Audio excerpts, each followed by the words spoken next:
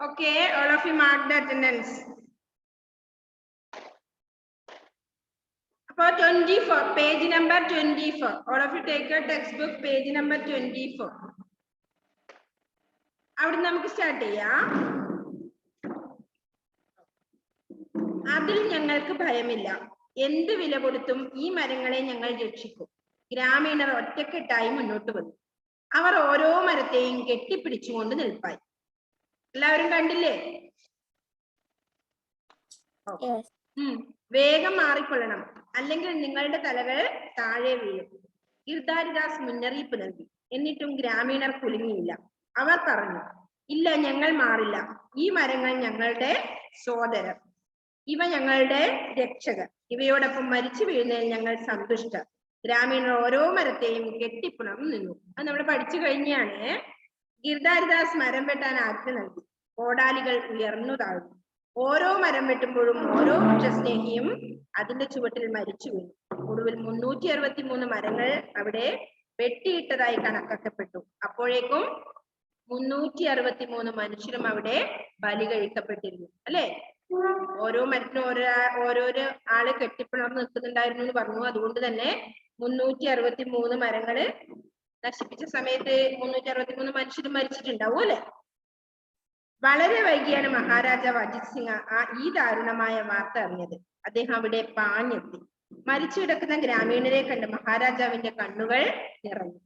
യാചനാഭാവത്തിൽ അദ്ദേഹം പറഞ്ഞു, പ്രിയരെ, നിങ്ങളുടെ പ്രകൃതി സ്നേഹം നമ്മുടെ കണ്ണ് തുറപ്പിച്ചിരിക്കുന്നു. ഇനിമേൽ ഈ നാട്ടിൽ ഒറ്റ മരം പോലും അനാവശ്യമായി മുറിക്കാൻ നാം അനുവദിക്കുന്നതല്ല. ഈ കൂട്ടക്കുരുതിക്ക് നാം മാപ്പ് ചോദിക്കുന്നു. ഈ വാക്കുകൾ കേട്ട് അവിടെ തിങ്ങിക്കൂടിയ ജനം തേങ്ങി. ഇന്നും അശ്വിനി മഹത്തിൽ അവിടെ നടക്കുന്ന വൃക്ഷോത്സവത്തിൽ കേജിദാലിയിലെ ഗ്രാമീണർ തങ്ങളുടെ പൂർവികരായ ആ രക്തസാക്ഷികളെ സ്മരിക്കാറുണ്ട്. സ്മരിക്കുക പറഞ്ഞ എന്താർത്ഥം? സ്മരിക്കുക എന്താർത്ഥം? ഉറക്കെ പറഞ്ഞേ. ഓർക്കുക. ഓർക്കുക. സ്മരിക്കുക, ഓർക്കുക കേട്ടോ. സ്മരിക്കുക എന്ന് പറഞ്ഞാൽ ഓർമ്മിക്കുക എന്നാണ് അർത്ഥം. അപ്പൊ എന്താണ് അവര് പറഞ്ഞ? യാചനാഭാവം എന്ന് പറഞ്ഞാൽ എന്താ? അപേക്ഷാസ്വരത്തിൽ അല്ലെ? അപേക്ഷാസ്വരത്തിൽ അദ്ദേഹം പറഞ്ഞു. എന്തുകൊണ്ടാ അദ്ദേഹം യാചനാഭാവത്തിൽ പറഞ്ഞത്? 363 മനുഷ്യ സ്നേഹികൾ അവിടെ മരിച്ചു വീണെന്ന് അദ്ദേഹം അറിഞ്ഞില്ല അല്ലെ? അപ്പോ അദ്ദേഹം ക്ഷമാപണം നടത്തിക്കൊണ്ടായിരുന്നു സംസാരിച്ചത് അല്ലെ? നിങ്ങളുടെ പ്രകൃതി സ്നേഹം നമ്മുടെ കണ്ണ് തുറപ്പിച്ചിരിക്കുന്നു. ഇനിമേൽ ഈ നാട്ടിൽ ഒറ്റ മരം. കണ്ണ് തുറപ്പിക്കുക പറഞ്ഞ എന്താ? കണ്ണ് തുറന്നു എന്നാണോ അർത്ഥം? അല്ല അല്ലേ? എന്താ അർത്ഥം?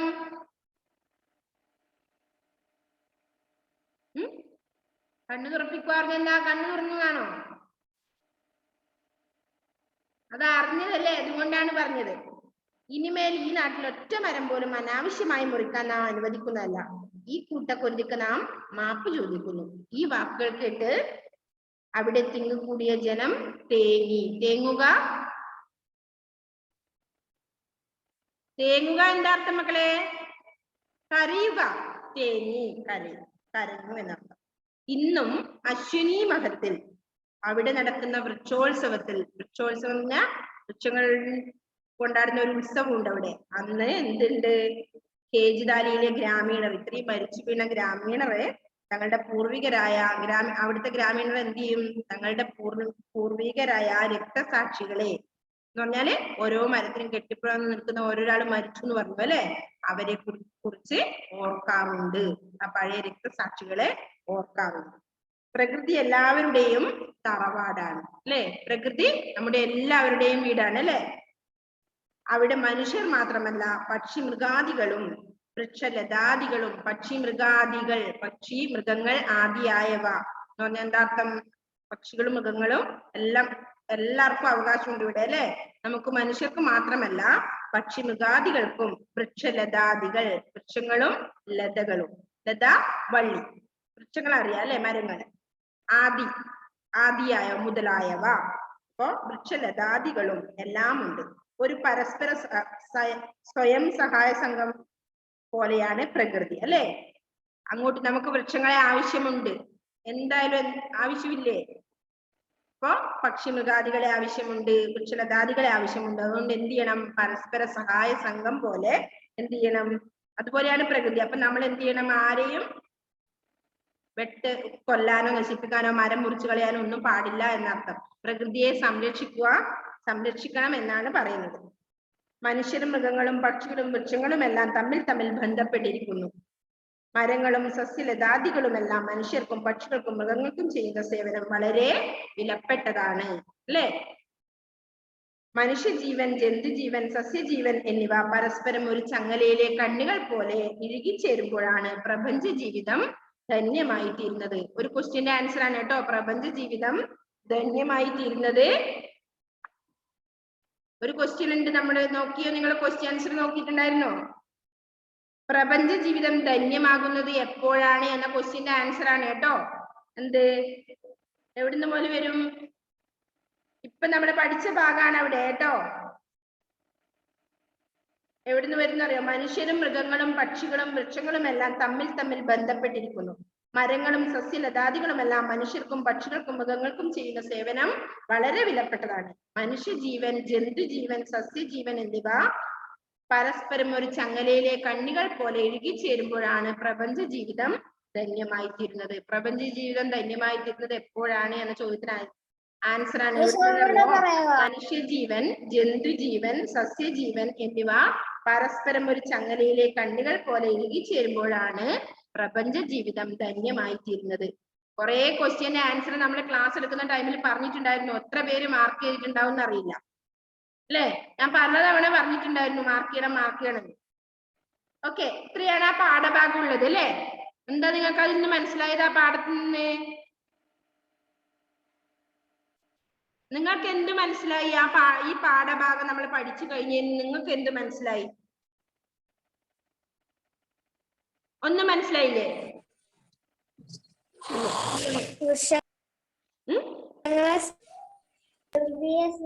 വൃക്ഷങ്ങളെ സ്നേഹിക്കണം മനസ്സിലായി. പിന്നെയോ? മരം വെട്ടരുത് അല്ലെ? പ്രകൃതിയെ നമ്മള് സംരക്ഷിക്കണം. പ്രകൃതിയിലെ നമ്മുടെ പോലത്തെ ജീവജാലങ്ങളാണ് മറ്റു ഏത് വൃക്ഷലതാദികള്, പക്ഷിമൃഗാദികളൊക്കെ. അപ്പൊ അവയെയും നമ്മൾ എന്ത് ചെയ്യണം? സംരക്ഷിക്കണം അല്ലെ? എന്നാലേ നല്ലൊരു പ്രകൃതി ഉണ്ടാവും. വനങ്ങളും പക്ഷികളെയും മൃഗങ്ങളെയും ഒക്കെ നമ്മള് സംരക്ഷിക്കണം. വെട്ടിയിട്ട് പുതിയ കെട്ടിടങ്ങളാണ് ഇപ്പോൾ ഉണ്ടാക്കുന്നത് അല്ലെ? അങ്ങനെയല്ല വേണ്ടത് അല്ലെ? ഓക്കെ, ഇവിടെ വൃക്ഷങ്ങളൊക്കെ വെട്ടി നമ്മൾ പുതിയ കെട്ടിടങ്ങൾ ഉണ്ടാക്കിക്കൊണ്ടിരിക്കുകയാണ് അല്ലെ? മണ്ണ് സംരക്ഷിക്കുന്നില്ല, മരങ്ങൾ സംരക്ഷിക്കുന്നില്ല, അങ്ങനെയാണ് പോകുന്നത് ഇപ്പോ. അപ്പൊ നമ്മുടെ പ്രകൃതിയൊക്കെ മലിനീകരിക്കപ്പെട്ടുകൊണ്ടിരിക്കുകയാണ്. അപ്പോ നമ്മൾ വൃക്ഷങ്ങളെ സ്നേഹിക്കണം അല്ലെ? അതുപോലെ തന്നെ നമ്മുടെ എന്താണ് ഒരു പരസ്പര സഹായ സംഘം പോലെയാണ് പ്രകൃതി എന്ന് പറഞ്ഞത്. അപ്പോ മനുഷ്യരും മൃഗങ്ങളും പക്ഷികളും വൃക്ഷങ്ങളും എല്ലാം തമ്മിൽ ബന്ധപ്പെട്ടിരിക്കുന്നു. മരങ്ങളും സസ്യലതാദികളും ഒക്കെ നമ്മൾ എന്ത് ചെയ്യണം? നമ്മൾ സംരക്ഷിക്കണം എന്നാണ് ഇതിൽ പറയുന്നത്. ഓക്കെ, അതിന്റെ നെക്സ്റ്റ് പേജിൽ കണ്ടോ നിങ്ങളെ? നമുക്ക് പാടാം. അരുതേ അരുതേ ചങ്ങാതികളെ, അരുമ മരങ്ങൾ മുറിക്കരുതേ, കാച്ചു പിടിക്കിയ മരക്കഴുത്തുകൾ വെട്ടരുതേ, കായും കനിയും നമ്മൾ കേകും കനകമരങ്ങൾ മുറിക്കരുതേ. അല്ലേ? കായും കനിയും ഒക്കെ നമുക്ക് തരുന്ന ആ മരങ്ങളാണ്. അത് മുറിക്കരുതേന്ന്. നമ്മുടെ ജീവന് താങ്ങായി നിൽക്കും പച്ചത്തരുതിര വെട്ടരുതേ. അല്ലേ? നമ്മുടെ ജീവന് സസ്യലതാദികളൊക്കെ വേണം, അതുകൊണ്ട് അത് വെട്ടരുതേ എന്നാണ് പറഞ്ഞത്. അതിന് താഴെ എന്താണ് അർത്ഥം പറയുന്നുണ്ട് അല്ലേ? സോദരർ, നമ്മുടെ ക്ലാസ്സിന്റെ ടൈമിൽ പറഞ്ഞാണ്. സോദരർ, സഹോദരന്മാർ, സന്തുഷ്ടി സന്തോഷം, ദാരുണം ദയനീയം, യാചന അപേക്ഷ, പൂർവികർ മുൻഗാമികൾ, ധന്യം പുണ്യം അല്ലെങ്കിൽ മഹത്തരം, ആക്രോശിച്ചു എന്താണ് അല്ലേ? അലറുക. അപ്പൊ ഇത്രയും അർത്ഥം നമ്മുടെ ഏതുവരെ ക്വസ്റ്റ്യൻ ആൻസർ എഴുതി മക്കളെ? പക്ഷികളിലെ ഭീമൻ ക്വസ്റ്റ്യൻ ആൻസർ. ഓക്കെ, അത് കംപ്ലീറ്റ് ആയി അല്ലേ? അപ്പൊ ഇതുവരെ എടുത്ത പാഠം കംപ്ലീറ്റ് അല്ലേ? യെസ്. ഓക്കെ, അപ്പൊ ഇനി നമുക്കൊരു എക്സാം ഇടാനുണ്ട് അല്ലേ? എത്ര പാഠമായി നമ്മൾ എക്സാം ഇട്ടില്ലല്ലോ? അപ്പൊ ആ രണ്ട് പടം 4ഉം 5ഉം 4ഉം 5ഉം പാടല്ലേ? 4ഉം 5ഉം പാഠം നിങ്ങൾ പഠിച്ചു വെക്കണേ. അടുത്ത ക്ലാസ്സിൽ ഒരു എക്സാം ഉണ്ടാവേ കേട്ടോ. കംപ്ലീറ്റ് ആയതാണ് ക്വസ്റ്റ്യൻ ആൻസറും ഒക്കെ.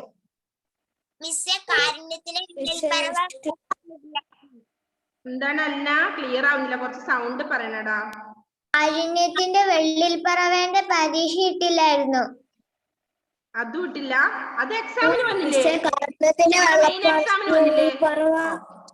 അതുവരെ കംപ്ലീറ്റ് ആയില്ലേ? അപ്പൊ അവിടെ നിന്ന് ഇങ്ങോട്ടുള്ള രണ്ട് പാഠം. ഓക്കെ, അതായത് പോകല്ല പൂക്കാലമേ നീ എന്നുള്ള പാഠവും നെക്സ്റ്റ് പക്ഷികളിലെ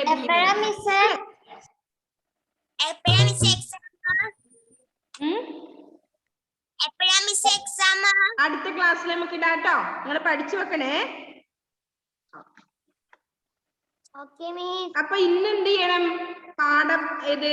ഇന്ന് 6ാമത്തെ പാഠം വൃക്ഷങ്ങളെ സ്നേഹിച്ചവർന്ന് ഹെഡിങ് എഴുതിയിട്ട് അതിന്റെ അർത്ഥം, പര്യായ പദം, നെക്സ്റ്റ് ഒറ്റപ്പദമാക്കി എഴുതാം. അത് മിസ് പറഞ്ഞു തരും. ഇപ്പം മാതൃക നോക്കി പൂരിപ്പിക്കാം. അത്ര വരെ നിങ്ങൾ എഴുതേണ്ടതാണ്. അപ്പൊ ഇന്ന് ഞാൻ അത് അടുത്തത് പര്യായ പദങ്ങൾ. പര്യായ പദങ്ങൾ എന്തൊക്കെയാ? വൃക്ഷം. എന്താ പര്യായ പദങ്ങൾ എന്തൊക്കെയാ? തരു, ആജ്ഞ, കൽപ്പന, ഉത്തരവ്, വിളംബരം, അല്ലെ? ഇനി ഒറ്റപ്പദാണ്, ഒറ്റപ്പദമാക്കി എഴുതാം. പക്ഷികളും അവിടെ എക്സാമ്പിൾ തന്നിട്ടുണ്ട്. പക്ഷികളും മൃഗങ്ങളും എന്താണ്? പക്ഷി മൃഗാദികൾ അല്ലെ? അപ്പൊ നെക്സ്റ്റ് ശ്രദ്ധിക്കുക. വൃക്ഷങ്ങളും ലതകളും എന്താ വരുക? വൃക്ഷലതാദികളും. ആ, വൃക്ഷലതാദികളും എന്ന് വേണ്ട, വൃക്ഷലതാദികൾ എഴുതിക്കോ. വൃക്ഷലതാദികൾ, വൃക്ഷങ്ങളും ലതകളും വൃക്ഷലതാദികൾ. തെറ്റിക്കാതെ എഴുതണേ മക്കളെ. എഴുതാൻ അറിയോ? യെസ്.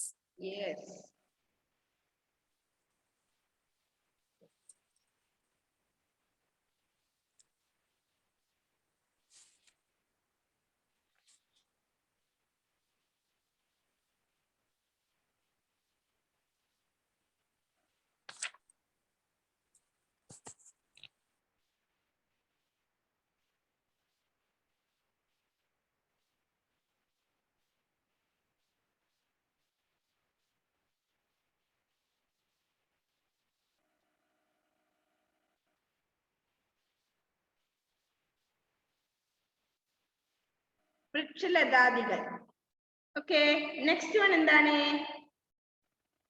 രാജാവിന്റെ സേവകൻ. ആരാ? രാജസേവകൻ. അങ്ങനെ ഒറ്റപ്പദമാക്കുക. രാജാവിന്റെ സേവകൻ, രാജസേവകൻ എഴുതണം. എന്ത് വേണം?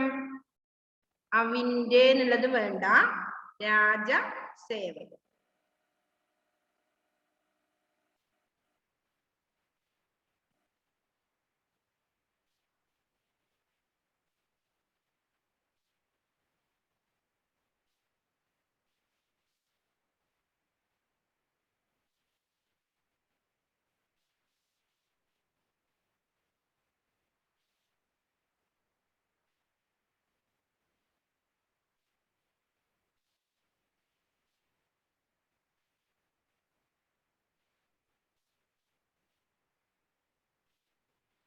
മക്കളെ, നിങ്ങളെ ടെക്സ്റ്റിൽ ഇപ്പം തന്നെ നോട്ട് ചെയ്യണേ. ഇപ്പം തന്നെ എഴുതി വെക്കണം.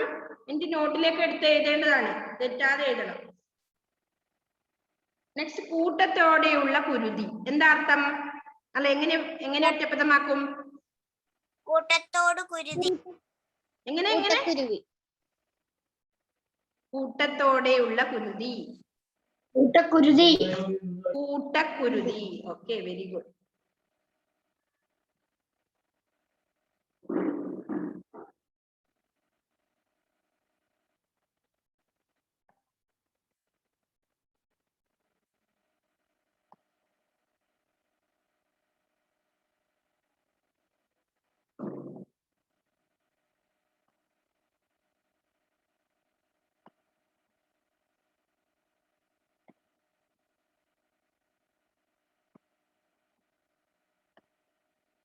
കൂട്ടത്തോടെയുള്ള കുരുതി കൂട്ടക്കുരുതി. നെക്സ്റ്റ് നോക്കിയേ മക്കളെ, അടുത്ത പേജ്. എഴുതി കഴിഞ്ഞോ? ഫിനിഷാണോ മക്കളെ?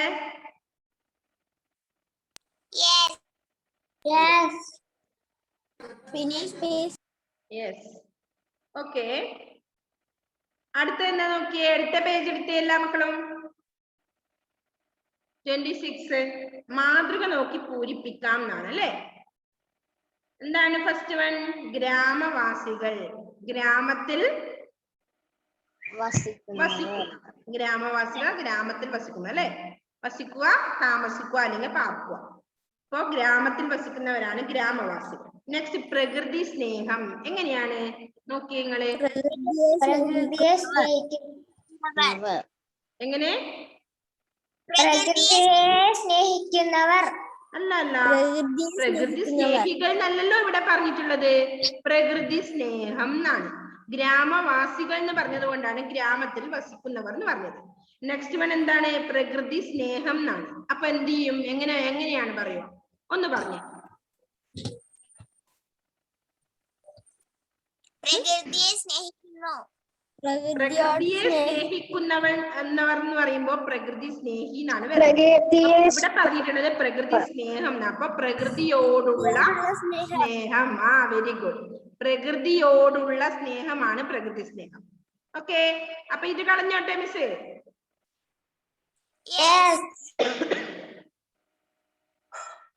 അപ്പൊ നിങ്ങൾ എന്താ എഴുതേണ്ടതെന്ന് അറിയോ? അതിന് നേരെ പ്രകൃതിയോടുള്ള സ്നേഹം, അതാണ് പ്രകൃതി സ്നേഹം.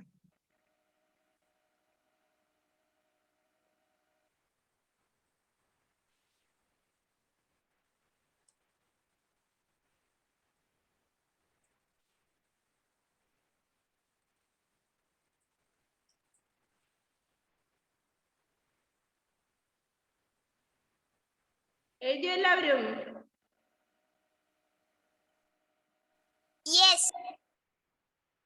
എഴുതി വെച്ചു അവിടെ ഇത്ര വേഗം?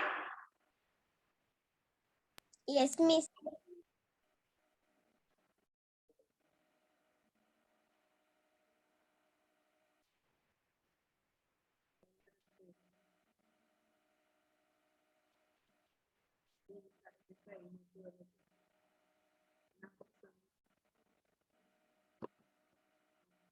പ്രകൃതിയോടുള്ള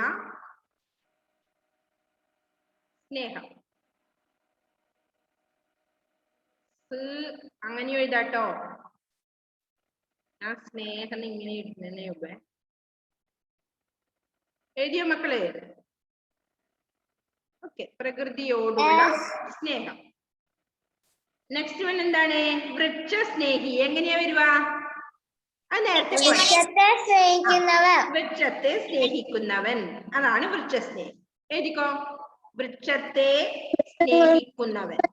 എഴുതിയോ എല്ലാവരും? വൃക്ഷത്തെ എഴുതരണോ? എഴുതി കഴിഞ്ഞു. ഫുള്ള് കഴിഞ്ഞോ? ഓക്കെ,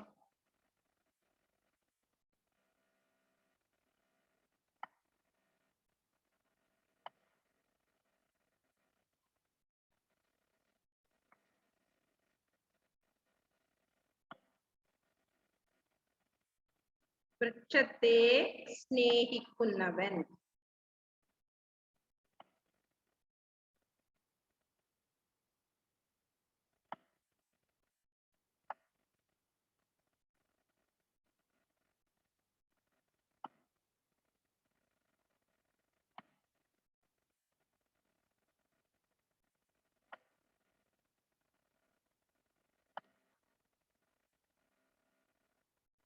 ഓക്കെ, വൃക്ഷത്തെ സ്നേഹിക്കുന്നവനാണ് ആര്? വൃക്ഷസ്നേഹി. നെക്സ്റ്റ് ചങ്ങലക്കണ്ണി. എന്താ വരുക? എങ്ങനെയാ? എന്താ ദേവാഞ്ജന? ചങ്ങലയിലെ കണ്ണി.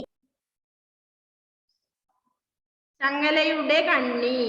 ചങ്ങലക്കണ്ണി, ചങ്ങലയുടെ കണ്ണി. ഇത് ഞാൻ ക്ലിയർ ചെയ്യുന്നുണ്ട്. ഇവിടെ സ്ഥലമില്ല, അതുകൊണ്ടാണ്. എഴുതി കഴിഞ്ഞില്ല എല്ലാവരും? അലൻ കഴിഞ്ഞു? Alan, Alan Saj? Yes, okay. ചങ്ങലയുടെ കണ്ണീനാ വേണ്ട കേട്ടോ. എഴുതി കഴിഞ്ഞു മിസ്സേ.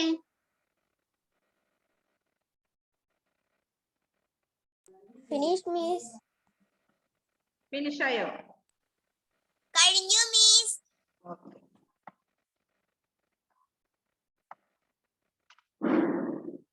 ചങ്ങലയുടെ കണ്ണി.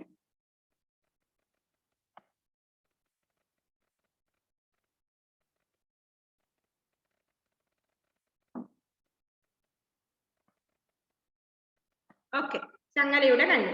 നെക്സ്റ്റ് യാചനാഭാവം. എങ്ങനെയാ വരുക? യാചനയുടെ ഭാവം.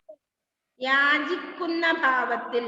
യാചനാഭാവം, യാചിക്കുന്ന ഭാവത്തിൽ. ഇതെല്ലാം തെറ്റുവാണല്ലോ മക്കൾക്ക്. ഓണമൊക്കെ ആഘോഷിക്കാണോ?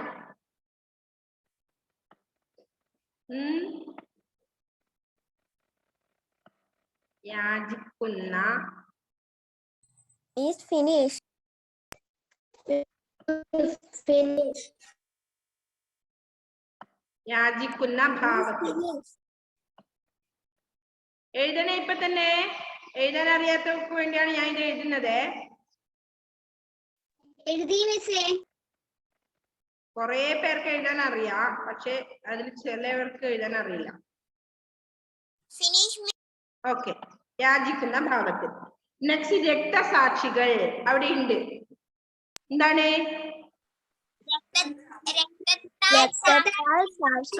രക്തത്താൽ സാക്ഷ്യം നൽകിയവർ. രക്തസാക്ഷികൾ. ഞാൻ ഒന്നുകൂടി വായിക്കാം. മാതൃക നോക്കി പൂരിപ്പിക്കാം എന്നുള്ളതില് നമ്മൾ എത്ര എഴുതി നോക്കിയേ? മാതൃക നോക്കി പൂരിപ്പിക്കാം. ഫസ്റ്റ് വൺ, ഗ്രാമവാസികൾ, ഗ്രാമത്തിൽ വസിക്കുന്നവർ. പ്രകൃതി സ്നേഹം, പ്രകൃതിയോടുള്ള സ്നേഹം. വൃക്ഷസ്നേഹി, വൃക്ഷത്തെ സ്നേഹിക്കുന്നവൻ. ചങ്ങലക്കണ്ണി, ചങ്ങലയുടെ കണ്ണി. യാചനാഭാവം, യാചിക്കുന്ന ഭാവത്തിൽ. രക്തസാക്ഷികൾ, രക്തത്താൽ സാക്ഷ്യം നൽകിയവർ. അത്രയാണ് നമ്മൾ ഇപ്പം ചെയ്തത് അല്ലെ. നെക്സ്റ്റ് തൊട്ട് മുന്നേ ഒറ്റപ്പദമാക്കി എഴുതാന്നല്ല. പക്ഷികളും മൃഗങ്ങളും, പക്ഷി മൃഗാദികൾ. വൃക്ഷങ്ങളും ലതകളും, വൃക്ഷലതാദികൾ. രാജാവിന്റെ സേവകൻ, രാജസേവകൻ. കൂട്ടത്തോടെയുള്ള കുരുതി, കൂട്ടക്കുരുതി. ഓക്കെ, എല്ലാവരും എഴുതിയെന്നല്ലേ? യെസ്, യെസ് ആണോ? ഓക്കെ. അപ്പൊ ഇതെന്ത് ചെയ്യുക നിങ്ങള്?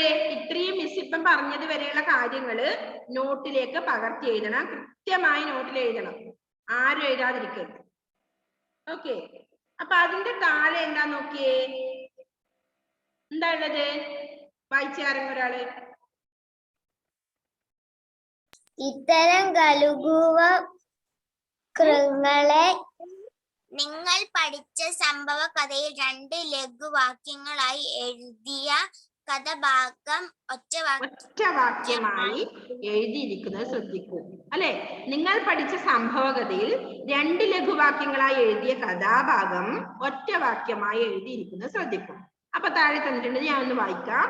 ഗ്രാമീണർ ഒറ്റക്കെട്ടായി മുന്നോട്ട് വന്ന് ഓരോ മരത്തെയും കെട്ടിപ്പിടിച്ചുകൊണ്ട് നിൽപ്പായി. അല്ലെ, അതിന് താഴെ എന്താ നോക്കിയേ? ഇത്തരം ലഘുവാക്യങ്ങളെ ഒറ്റവാക്യമായി ചേർത്ത് എഴുതുവാനാണ്. 1, ഗിർദാരിദാസ് മുന്നറിയിപ്പ് നൽകി, എന്നിട്ടും ഗ്രാമീണർ കുലുങ്ങിയില്ല. എങ്ങനെ എഴുതുക നമ്മള്? ഒറ്റപ്പദമാക്കുക എങ്ങനെയാ? ഒറ്റവാക്യമാക്കുക എങ്ങനെയാ? ആർക്കും അറിയില്ല? എങ്ങനെ? ഇപ്പൊ മുകളിൽ കണ്ടോ? ഗ്രാമീണർ ഒറ്റക്കെട്ടായി മുന്നോട്ട് വന്ന് ഓരോ മരത്തെയും കെട്ടിപ്പിടിച്ചുകൊണ്ട് നിൽപ്പായി. അതെങ്ങനെയാ? 2 പദം ഉണ്ടാക്കുമ്പോ എങ്ങനെയാ ഉണ്ടാവുമെന്നറിയാം. ഗ്രാമീണർ ഒറ്റക്കെട്ടായി മുന്നോട്ട് വന്നു ഓരോ മരത്തെയും കെട്ടിപ്പിടിച്ച് നിൽപ്പായി. അതാണ് അങ്ങനെ വരുന്നത്. അപ്പൊ നിങ്ങൾ ഇപ്പോ ഗിർദാരിദാസ് മുന്നറിയിപ്പ് നൽകി എന്നിട്ടും ഗ്രാമീണർ കുടുങ്ങിയില്ല. എങ്ങനെയാ വരുക? ഗിർദാരിദാസ് മുന്നറിയിപ്പ് നൽകിയിട്ടും ഗ്രാമീണർ കുടുങ്ങിയില്ല. മനസ്സിലായോ? എങ്ങനെ എഴുതണ്ടേ? ഗിർദാരിദാസ് മുന്നറിയിപ്പ് നൽകിയിട്ടും, മുന്നറിയിപ്പ് നൽകി ഫുൾ സ്റ്റോപ്പ് വേണ്ട, അത് ഒറ്റ വാക്യമായി എഴുതുമ്പോ ഗിർദാരിദാസ് മുന്നറിയിപ്പ് നൽകിയിട്ടും ഗ്രാമീണർ കുലുങ്ങി. നെക്സ്റ്റ് വേണം എന്താ നോക്കിയേ? രണ്ടാമത്തെ നോട്ട് ചെയ്യണ, എഴുതണം, എഴുതിക്കോ, എഴുതി വെച്ചോക്കോ, പിന്നെ തെറ്റിക്കരുത്. ഗിർദാരിദാസ് മുന്നറിയിപ്പ് നൽകി